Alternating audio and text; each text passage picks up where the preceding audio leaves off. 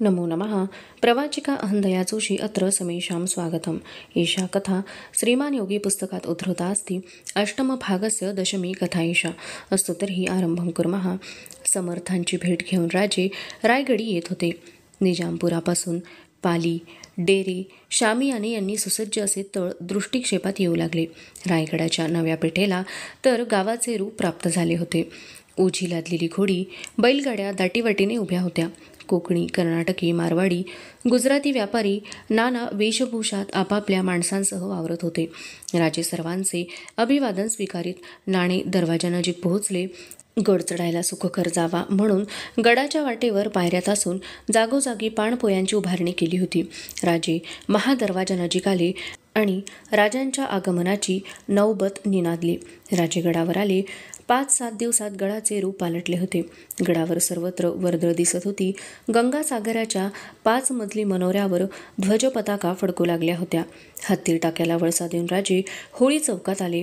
राजांनी शिरकाईचे दर्शन घेतले. राजांना पाहून प्रत्येक जण हर्षभरीत होत होते. राजे संभाजीराजांच्या सह चौकात आले. स्वागताला सामोरे आलेले मोरोपंत अनाजी मागे होते. अचानक राजांची पावले थांबली. एक प्रचंड हत्ती झपझप पावले टाकीत बाजारपेठेच्या रस्त्यावरून चौकात आला. त्याच्या पाठीवर सुवर्ण अंबारी लखलखत होती. हत्ती उंचापुरा होता. त्याच्या गळ्यातली घाट घणघणत होती. त्या हत्तीपाठोपाठ दुसरा रौप्य हौदा चढवलेला हत्ती सामोरा आला. राजांनी विचारले, मोरोपंत, या हत्तीवर अंबारी बरी चढवली? राज्याभिषेकानंतर देवदर्शनाला अंबारीतून जावं लागेल, त्यासाठी हत्ती वजवतायत. किती हत्ती गडावर आणले? 4.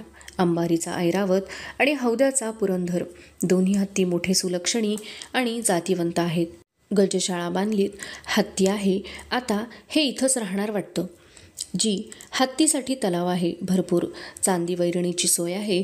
लक्ष्मीच्या वास्तव्या ठिकाणी तिचं वाहन ऐरावत हवंच. कराल ते थोडं. राजे नगारखान्याजवळ आले. मोरोपंत म्हणाले, जरा कातळावर चलावं. राजे कातळ चढले. समोर एका रेषेत उभी असलेली समांतर धावणारी बाजारपेठ उभी होती. फिरत्या स्वारालाही पाय उतार न होता खरेदी करता यावी अशी उंच समान जोत्यांची ती बाजारपेठ नजरेत भरत होती. काळ्या फत्तरांनी जडवलेल्या नक्षीदार कमानी तिचे ऐश्वर व्यक्त करीत होत्या. बाजारपेठेतून भवानी टोकापर्यंत कुठेही मोकळी जागा दिसत नव्हती. घरटी, माड्या, मनोरे यांच्याखेरीज सापडलेले प्रत्येक मोकळे आवार उपयोगात आणले होते. त्या जागातून उभारलेले शामियान्यांचे, डेऱ्यांचे कळस उन्हात चमकत होते. मोरोपंत, तुम्ही तर अलकानगरी उभारलीत. जरा मोकळीक दिली की तुमची कल्पनाशक्ती गरुडाची झेप घेते. लोक म्हणतात आम्ही स्वप्नवेडे होतो. कुणाला स्वप्नवेड नव्हतं? बाजी तानाजींपासून शिवा न्हाव्यापर्यंत सगळे स्वप्नावरच जगले. स्वप्नावर कुर्बान होऊन गेले. त्यांच्यातले सर्वात मोठे स्वप्नद्रष्टे तुम्ही आणि अनाजी आहात. राजे नगारखाने ओलांडून बाले किल्ल्यात प्रवेश करते झाले. सिंहासन सदरीपासून नगारखान्यापर्यंतचा विस्तृत चौक आलिशान शामियान्यांनी आच्छादिला होता. राजसदरेपासून नगारखान्याच्या भव्य प्रवेशद्वारापर्यंत सुरूदार खांब उभारले होते. समोर राजसदर आणि सिंहासनाचा चौथरा नजरेत भरत होता. राजसदरेची इमारत भारी पडद्या आडपडद्यांनी सुशोभित झाली होती. चौक शामियान्यांच्या कलाकुसरीत गुंतलेली शेकडो माणसे त्या जागेत वावरत होती. राजे महाली आले. कपडे बदलून राजे जिजाबाईंच्याकडे जायला लागले. तोच राजस्नुषा येसूबाई आत आल्या. राजांची नजर त्यांच्यावर स्थिरावली. येसूबाई निळा बुंदेली शालू नेसल्या होत्या. कमरेला सुवर्ण कमरबंध चमकत होता. गळ्यात हिऱ्या मोत्यांचे दागिने शोभत होते. पण राजांचे लक्ष वेधले होते त्यांच्या कपाळावर. येसूबाईंच्या कपाळी सुवर्ण रौप्य मुकेशाने मळवट भरला होता. पुरे कपाळ सुबक मळवटाने चित्रित झाले होते. येसूबाई लाजल्या. त्यांनी राजांना नमस्कार केला. आशीर्वाद पुटपुटत येसूबाईंच्या मस्तकावरून हात फिरवीत राजे म्हणाले, राज्याभिषेक सुरू झाला वाटतं. येसूबाईंनी खाली मान घातली. मी नको म्हणत होते तर सासूबाईंनी हट्टच धरला. त्यांना हे सगळं करून पाहायचं होतं. मग त्यात काय बिघडलं? पण खरं सांगू येसू, तुझ्या साऱ्या सासवा मोठ्या लबाड. त्यांनी सुरेख रूपाची गरीब सून निवडली आणि मनाजोगे कपडे दागिने चढवून केसांपासून नखांपर्यंत सारा अंदाज घेतला. त्यांच्या डावाला नेमकी तू फसलीस तर मोठी गरीबच की नाही? आत येत पुतळाबाई म्हणाल्या, 10 शालू टाकले तरी हिची निवड होईना. हा सकाळपासूनचा 3रा शालू. येसूबाईला जवळ घेत राजे म्हणाले, राणीसाहेब, ही येसू नाही, घरची लक्ष्मी आहे, शिर्क्यांची भावेश्वरी. भोसल्यांच्या घरात हिच्या पायांनी लक्ष्मी आली. पिलाजीराव अजून आले नाहीत. येसूबाईंनी नकारार्थी मान हलवली. महालात राजारामाले साऱ्यांच्या चेहऱ्यांवर हसू प्रगटले. पायात तुमान, अंगात अंगरखा, कमरेला शेला, शेल्यात खवलेली कट्यार आणि तलवार, मस्तकावर पगडी असा बालराजांचा थाट होता. तलवारीच्या मुठीवर हात ठेवून त्यांनी वाकून मुजरा केला. राजांना हसू आवरणे कठीण गेले. एकूण सारी सोंग तयार झाली म्हणायची. बाल राजारामांचे गाल फुगले. ते वळत म्हणाले, आम्ही आईसाहेबांना सांगतो. राजे धावले. राजारामांना उचलून घेत ते म्हणाले, एवढं मात्र करू नका राजे. हवा तर तुमचा राज्याभिषेक करतो, पण ही तक्रार तुमच्या आईसाहेबांना सांगू नका. रामराजे हसले. त्यांना कवटाळीत राजे म्हणाले, आता सखू पण येईल. सकाळीच त्या आल्या. पुतळाबाईंनी सांगितले. सखू आली? राजे आनंदित झाले. हो, मासाहेबांच्या जवळ आहेत. चला. राजे मासाहेबांच्या महालात गेले आणि सखूबाईंनी पुढे येऊन नमस्कार केला. राजांचा कंठ उगाच भरून आला. सखूला जवळ घेत राजे जिजाबाईंना म्हणाले, चांगलीच पोक्त दिसू लागली नाही? अगदी सईच्या वळणावर गेली. राजांनी विषय बदलला. एकटीच आलीस? हो. महादजींनी परवानगी दिली ना? हो. त्यांचे उपकार आहेत. आदिलशाही नोकरीत असताही त्यांनी तुला येऊ दिलं ही त्यांची कृपा आहे. जगदंबेची इच्छा. 2 प्रहरी राजे कवी कलशांकडे गेले. कुशावर्ताच्या शिवमंदिरात दोघे होमात गर्क झाल्याचे राजांना कळले. होम पुरा झाल्यावर आम्ही त्यांना येऊन गेल्याचं सांगा. आम्ही जगदीश्वराकडे गेलो म्हणून सांगा. राजे सर्वांसह पेठेजवळ गेले. दोन्ही बाजूंनी दुकाने नानाविध वस्तूंची सजली होती. भारतातील सर्व पेठांची नामांकित वस्त्रे, दागिने तेथे गोळा झाले होते. नानाविध नवलाईच्या वस्तू प्रत्येक दुकानात नजरेसमोर ठेवल्या होत्या. सर्व व्यापारी राजांना पाहताच दुकानाच्या पायऱ्या उतरून सामोरे येत होते. नागप्पा शेट्टी आपला स्थूल देह सावरीत राजांच्या सामोरा आला. नागप्पा, तुम्ही आमची पेठ सजवली खरी? तेवढ्या बोलण्याने नागप्पाला साऱ्या श्रमाचे सार्थक झाल्यासारखे वाटले. ब्राह्मण वाडा ओलांडून राजे जगदीश्वराचा गड चढू लागले. मंदिराच्या मागच्या प्रवेशद्वारातून राजांनी आत प्रवेश केला. देवळाच्या साऱ्या ओऱ्या भरल्या होत्या. अनेक देशीचे लोक तेथे दिसत होते. अनेक स्त्रियाही तेथे होत्या. मोरोपंत, हे कोण लोक? ही सारी कलावंत मंडळी आहेत. गवय्ये, कलावंतिणी, वादक, नर्तक या मंडळींना ही जागा दिली आहे. यांखेरीज अनेक तांबोळी, फुलारी, जुवारी, बाजेगरी पण गडावर आले आहेत. राजांनी मोजडी काढली. मंदिरातून मृदंगाच्या तालावर उठणारे नृत्याचे आवाज कानांवर पडत होते. राजांनी मंदिरात प्रवेश केला. एका कलावंतीन देवापुढे नृत्य करीत होती. राजे जाताच नृत्य थांबले. राजे म्हणाले, आमच्यामुळं तुमच्या सेवेत खंड पाडू नका. राजांनी दर्शन घेतले आणि ते बाहेर गेले. मोरोपंतांना ते म्हणाले, काही खरेच गुणी कलावंत असतील तर पारखून त्यांना आमच्या पदरी ठेवून घ्या. देवाच्या सेवेसाठी त्यांची नेमणूक करा. उत्तरेत आम्ही गेलो असता मथुरेच्या द्वारकाधीशाच्या मंदिरात असेच कलावंत आम्ही पाहिले. त्यामुळे कलावंतांना आश्रय मिळतो. सर्वसामान्य माणसाला चांगलं ऐकायला पाहायला मिळतं. राजे एकटेच मंदिराबाहेर पडले. निराजीपंत, मोरोपंत मागे राहिले असता राजे मंदिराच्या प्रवेशद्वाराशी आले. मंदिराच्या ओरीवर बसलेल्या एका व्यक्तीने त्यांची नजर खिळून ठेवली. तो रूपसंपन्न गृहस्थ होता. केस मानेवर उडत होते. खांबाला टेकून पाय कट्ट्यावर सोडून तो एकटा कसला तरी विचार करीत होता. त्याचे लक्ष राजांच्याकडे गेले. समारंभासाठी आलेला कुणीतरी सरदार असावा असे समजून त्याने राजांना खुणावले. राजे जवळ गेले. राजांनी विचारले, आपलं नाव? मी कविभूषण, कानपूरच्या त्रिपाठी घराण्याचा मी. इथं येण्याचं प्रयोजन? शिवाजीराजांची कीर्ती ऐकली. दर्शन घेण्याची उत्कट इच्छा झाली. आपला परिचय? राजे घोटाळले. चटकन म्हणाले, मला भोसले म्हणतात. उद्योग? राज्याची सेवा. शिवाजीराजे मला भेटतील? आल्या अतिथीचं स्वागत करणं हा तो धर्म समजतो. रूप कसं आहे? माणसाच्या रूपापेक्षा त्याचे गुण पारखावेत असा त्यांचा स्वभाव आहे. त्यांना माझं काव्य ऐकवावं असं फार मनात आहे. त्यांना आवडेल? न आवडायला काय झालं? तोही माणूसच आहे. कविभूषण एकदम उठून उभा राहिला. मोरोपंत नजीक आले. महाराज, कवी कलश येत आहेत. अरे रे! त्यांना विनाकारण त्रास झाला. तोच कवी कलश येथे आले. त्यांनी नमस्कार केला. राजांनी विचारले, कवी कलश, आमच्यामुळं होमात व्यत्यय आला नाही ना? जी नाही, होम संपला आणि इकडे आलो. बिचारा कविभूषण राजांच्याकडे पाहत होता. त्याने कट्ट्यावरून उडी घेतली आणि राजांना लवून प्रणाम केला. क्षमा महाराज, मी आपल्याला ओळखलं नाही. असू दे.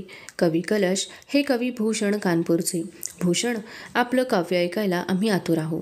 आज्ञा झाली तर एखादं कवन आत्ताही ऐकवीन. जरूर. राजांनी आज्ञा केली. कविराज भूषणने एकवार राजांच्याकडे पाहिले. त्याची वाणी स्त्रवू लागली. वाह वाह वाह वाह, कवी कलश उद्गारले. अगदी खरं आहे. शिवाजी राजांच्याकडे याचना न करिता इतरांजवळ याचना केली तर काय उपयोग, आणि शिवाजीपाशी याचना केली तर मग इतरांकडे याचना करण्याचं प्रयोजनच काय? राजे प्रसन्न झाले. ते भूषणला म्हणाले, कवी कलशसारख्या श्रेष्ठ कवींची मान्यता मिळवलीत, आता काय बोलणार? मोरोपंत, अशा गुणी माणसांना आमच्यापासून एवढे दूर ठेवू नका. त्यांची व्यवस्था आमच्या राजमहाली करा. त्यामुळे आम्हाला 4 सुखाचे क्षण अधिक लाभतील. कविभूषणने मनात धरलेले राजांचे रूप त्या बोलांनी साकार झाले. जीवनाचे सार्थक झाल्याचा भास त्याला झाला. अधुना अष्टमभागस्य एकादशी कथायेषा. सकाळी संभाजीराजे महालात आले. आबासाहेब फिरंगोजी आले. फिरंगोजी आत आले. फिरंगोजींनी मुजरा केला. राजे म्हणाले, शंभूराजे, निराजीपंतांना बोलवा. संभाजीराजे निराजीपंतांना बोलवायला गेले. फिरंगोजी म्हणाले, राजे, डोळ्यांचं पारणं फिटावं असा गड सजलाय. लई बोलवा झाली या, त्याचीच आम्हाला चिंता वाटते. नेमका हाच मुहूर्त साधून मोगलाई किंवा आदिलशाही उचल घ्यायची. काय बिशात हाय त्यांची, मागचे दिस सरले आता. निराजीपंत महालात आले. पंत, आमचे फिरंगोजी आलेत. त्यांना जबरदस्त काम द्या. त्यांचं काम निवडून ठेवलं आहे, अगदी मोक्याचं. कसलं काम निवडलं? राज्याभिषेकाच्या वेळी खास सदरेवर फिरंगोजींनी उभं राहायचं आहे. राजांचे सारे खासे सरदार गडावर आले. हंबीरराव मोहिते, आनंदराव येसाजी गडाच्या उत्साहात सामील झाले. राजांना एकच खंत मनात खुपत होती. ती त्यांनी हंबीररावांच्या जवळ बोलून दाखवली. हंबीरराव, सगळे आले पण एकोजीराव आले नाहीत, महादजी आले नाहीत. आमच्या गोताला चोऱ्यांना आम्ही वाळ झालो आहो. दिवस झरझर सरत होते. गागाभट्टांनी राजांच्या मुंजीचा मुहूर्त काढला. अनेक विधी, अनेक तुला होणार होत्या. त्या सर्व धार्मिक विधींना आवश्यक ते साहित्य गोळा झाले होते. अनेक नद्यांची, सागरांची उदके अभिषेकासाठी आणवली गेली होती. शुद्ध चतुर्थी उजाडली. आतल्या सदर चौकात शामियाना उभा केला होता. होमाची सिद्धता झाली. सुवर्ण कंगाळातील मुहूर्ताचे घटिकापात्र पाण्यात तरंगत होते. तो सोहळा पाहण्यासाठी सर्व राण्या, युवराज, राजस्नुषा जिजाबाईंच्यासह बसल्या होत्या. चौकात राजांचा मौंजी बंधन विधी होत होता. गागाभट्ट व राजपुरोहित बाळंभट्ट पौरोहित्य करीत होते. राजांची मुंज झाली. त्यांनी यज्ञोपवीत धारण केले. वाद्यांच्या गजरात मौंजी बंधन विधी झाल्याचे जाहीर झाले. दुसऱ्या दिवशी राजांचा विवाह सोयराबाईंच्यासह झाला. सोयराबाई शास्त्रार्थाने थोरल्या राणीसाहेब बनल्या. त्यानंतर राजांचा इतर राण्यांसह विवाह झाला. आता राजांच्या अभिषेक विधींना सुरुवात झाली होती. दररोज अनेक होम होत होते. गडावरचे वातावरण उत्साहाने भरले होते. सने जवघडा झडत होता. गडावर आलेले कलावंत असलेल्या पाहुण्यांचे मनोरंजन करीत होते. जादूगारांच्या प्रयोगाने चमत्कार घडत होते. सकाळ संध्याकाळ गडावर मिष्टान्नांच्या पंक्ती झडत होत्या. वाढत्या चंद्राबरोबर सुखाला भरती येत होती. धार्मिक विधीने व उपवासाने थकलेले राजे रात्री गंगासागराच्या मनोऱ्यात उभे होते. चांदण्यात गंगासागराच्या लाटा चमकत होत्या. गडावर सर्वत्र पसरलेल्या मशाली तारांगणाची आठवण देत होत्या. जगदीश्वराच्या मंदिराकडून उठणारी लकेर वातावरणात तरंगत होती. कुठून तरी डफाचा आवाज कानांवर पडत होता. गडाची झोप उडाली होती. थकलेले राजे शय्यागृहाकडे जात होते. अधुना अष्टमभागस्य द्वादशी कथायेषा. राज्याभिषेकाच्या अनेक विधींपैकी आणि दानधर्मांपैकी महत्त्वाच्या तुलादान विधीला सुरुवात झाली. चांदीचा तराजू टांगला होता. तो विधी पाहण्यासाठी सारे सरदार शामियान्यात गोळा झाले होते. तुलादानासाठी लागणारे सर्व साहित्य तेथे आणून ठेवले होते. राजे तुलादान विधीसाठी तयार होऊन जिजाबाईंच्या महाली गेले. जिजाबाईंचा चरणस्पर्श करताच जिजाबाईंनी राजांचा चेहरा हाती घेतला. जिजाबाई राजांना पारखीत होत्या. आईची पाणावलेली नजर पाहून राजे बेचैन झाले. चेहरा निरखीत असता जिजाबाई मागे उभ्या असलेल्या पुतळाबाईंना म्हणाल्या, पुतळा, काजळाची डबी आण पाहू.